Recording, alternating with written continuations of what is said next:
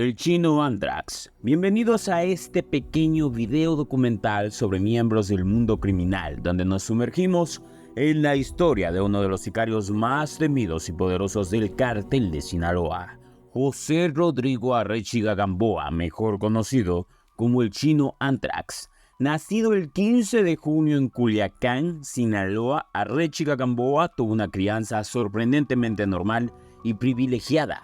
Su familia era respetada y algo rica, su padre era funcionario del gobierno y su madre era académica. Sin embargo, hubo un problema desde el principio y todo tenía que ver con los vecinos de Arechiga. La familia que vivía al lado de los Arechiga durante su infancia eran los Zambada. Y si no conoces ese nombre, aquí te lo contamos. Ismael Mario Zambada García fue parte de las 4 personas que fundaron el cártel de Sinaloa hace 35 años, en 1987. Cuando el Chapo aún estaba activo, Zambada lideraba su propia facción y la única razón por la que no escuchas mucho sobre él es porque, a diferencia del Chapo, que disfrutaba ser el centro de atención, Zambada siempre se había conformado con ser la figura sombría, igualmente despiadada e igualmente astuta. Volvamos a la historia de Arechiga. El Mayo Zambada tuvo 3 hijos: Vicente Zambada Niebla, Serafín Zambada Ortiz e Ismael Zambada Imperial. Esos 3 hijos tenían aproximadamente la misma edad que Arechiga, y siendo sus vecinos crecieron juntos muchos años. En un tribunal, la madre de Arechiga diría esto sobre la relación de su hijo con los Zambada. Iban juntos a la escuela, jugaron juntos, participaron en deportes juntos, asistían juntos a eventos sociales, llegaron a ser mejores amigos. Nadie sabe cuánta influencia tuvieron los Zambada en Arechiga, pero debes saber que Zambada no protegió a sus hijos de los negocios de su cartel. Era un negocio familiar. A medida que Arechiga creció, no mostró ningún indicio de que viviría una vida delictiva. Trató de ser piloto en el ejército mexicano, pero no pasó el examen físico porque tenía una afección en la piel llamada psoriasis. Entonces Arechiga cambió su enfoque a otras cosas. Más específicamente, decidió obtener una licenciatura en arquitectura en la universidad. Durante su tiempo en la universidad, le sucedieron 2 eventos que cambiaron su vida en una sucesión bastante rápida. 1, tuvo una hija y 2, se casó.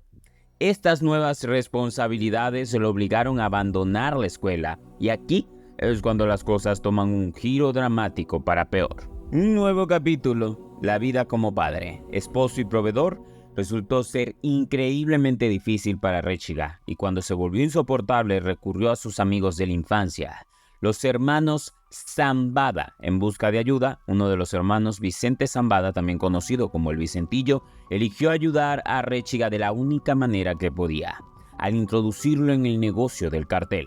A Arechiga se le encomendó primero tareas pequeñas e inofensivas como conducir envíos y supervisar mercancías hasta sus destinos. Cuando hizo estas tareas a la perfección, el Vicentillo lo introdujo en el narcotráfico. Fue durante este tiempo que la creatividad de Arechiga entró en el centro de atención. Se le ocurrió un método ingenioso para hacer pasar cargamentos de cocaína y marihuana a través de la frontera sin ser atrapado. Su plan consistía en crear una red de negocios legítimos que requerían envíos a Estados Unidos desde México. Luego, establecería varias empresas de camiones legítimas que entregaban esos envíos. De esta manera podía cruzar legalmente los camiones porque tenían la documentación adecuada y la patrulla fronteriza no tendría idea de qué toneladas y toneladas de drogas estaban escondidas en cada camión. En poco tiempo Arechiga se convirtió en un jugador importante dentro del cartel de Sinaloa y llamó la atención del padre de Vicente, el Mayo Zambada, quien comenzó a sentir simpatía por él. Pero en algún momento alrededor de este punto, algo se rompió dentro de Arechiga. O tal vez siempre había estado allí, porque fue entonces cuando comenzó a exhibir una sed de sangre insaciable. Se involucró voluntariamente en las partes más espeluznantes del comercio del cartel. Más que nada, en el cartel en ese momento. Arechiga estaba dispuesto a asesinar personas. Sin embargo, fueron las cosas que hizo con los cuerpos de las personas que mató las que lo convirtieron en una leyenda urbana notoriamente temida. Cuerpos mutilados como pancartas de advertencia y cintas espeluznantes fueron colgados en puentes públicos dentro del territorio de Sinaloa. Y el rumor en la ciudad era que cualquiera que muriera a manos de Arechiga continuaría sufriendo en el más allá por lo que le habían hecho a su cuerpo. Como era de esperar, el Mayo aprovechó el impulso violento de Arechiga y lo agregó a su séquito de asesinos. Y lo que es más importante, se convirtió en el guardaespaldas personal del Vicentillo. En algún momento alrededor del año 2008, Arechiga fue removido de sus deberes de guardaespaldas y el Mayo le asignó una nueva tarea, posiblemente más importante. Se estaba gestando una guerra civil dentro del cartel de Sinaloa. Un aliado del cartel de Sinaloa se había desgajado y estaba en guerra.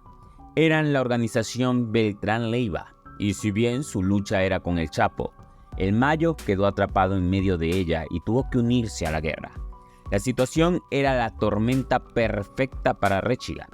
Formó su propio escuadrón armado del cartel de Sinaloa y lo llamó los Anthrax, en honor a la infame bacteria mortal. Tenían dos trabajos. Uno era la protección de Mayo Zambada y el segundo era la guerra a cualquiera que se atreviera a cruzarse en su camino. Para Arechiga y su escuadrón de asesinos, eso era prácticamente cualquiera. Los Anthrax causaron estragos en Sinaloa durante un periodo de 5 años de violencia sin fin.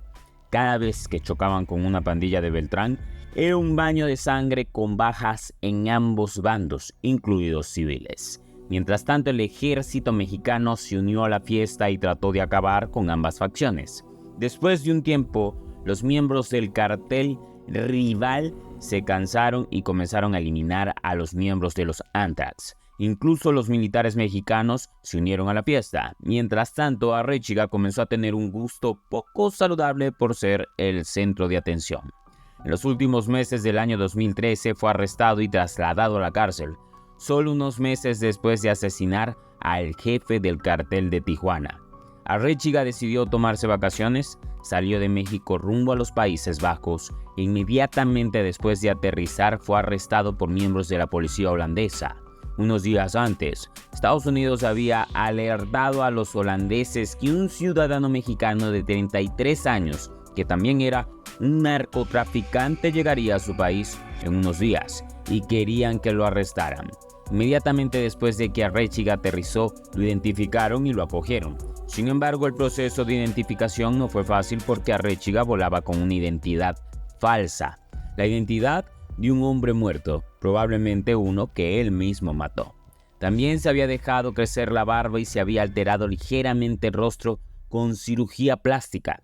Lo que ayudó a las autoridades a identificarlo fue su anillo de los Anthrax perdido. Aunque la gente no lo crea, tontamente lo había guardado en su dedo. Arechiga fue extraditado a Estados Unidos el 10 de julio del año 2014. Al día siguiente fue procesado y acusado formalmente de cargos de drogas. Al principio Arechiga se mostró terco y se declaró inocente de los cargos de drogas en su contra, pero después de varias audiencias, Arechiga dio un giro de 360 grados. El 20 de marzo del año 2015 se declaró culpable y admitió que había estado involucrado en el envío de cocaína y marihuana a los Estados Unidos y que había facilitado actividades violentas mientras trabajaba para el cartel de Sinaloa. Durante los 6 años, el chino Anthrax delató a casi todos los que colaboraban con la fiscalía estadounidense, dando nombres, direcciones y exponiendo formas de operación del cartel de Sinaloa en los Estados Unidos. La información que compartió fue tan útil que contribuyó en gran medida a desestabilizar partes importantes del cartel de Sinaloa. El 3 de marzo del año 2020 fue puesto en libertad condicional y puesto bajo arresto domiciliario en los Estados Unidos. Por razones obvias, los términos de su libertad condicional lo limitaron a un radio de 500 metros de su casa en California. Sin embargo, unos meses después, en mayo, escapó de su libertad condicional y regresó a Culiacán para vivir con su hermano y su esposo. Como era de esperar, 10 días después, en la noche del 14 de mayo del año 2020, Su hermana y su esposo estaban en la casa cuando de repente la mayoría de los hombres armados invadieron la propiedad y comenzaron a dispararles. Arechiga respondió con disparos, pero finalmente se quedó sin municiones y todos fueron tomados como rehenes. A la mañana siguiente, el cuerpo de Arechiga, junto con el de su hermana y su esposo, fueron descubiertos en una camioneta negra envuelta en tela, con la cabeza cubierta con bolsas de plástico. Habían sido torturados y asesinados a tiros. Cuéntanos tu opinión en la caja de comentarios. Si te gustó el video, dale like, suscríbete y no te olvides de darle a la campanita para que no te pierdas nuestros próximos videos. Hasta la próxima.